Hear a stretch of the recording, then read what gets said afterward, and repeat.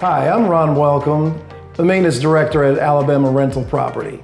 Me and Michaela are going to show you a few quick tips on how to maintain your properties.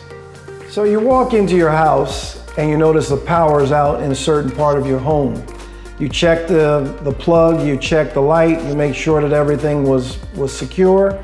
Next thing you need to do is check your panel. Your electric panel or breaker panel should be located in a common area, either living room, dining room, or kitchen, or in a closet. Once you've found your area, you look at the panel, and the breaker that's flipped back on off is usually the breaker that tripped. In order to make sure you flick it, make sure it's not loose, then push it back to on. Make sure it snaps in place and the breaker will reset. We hope this tip has helped you or resolved your problem.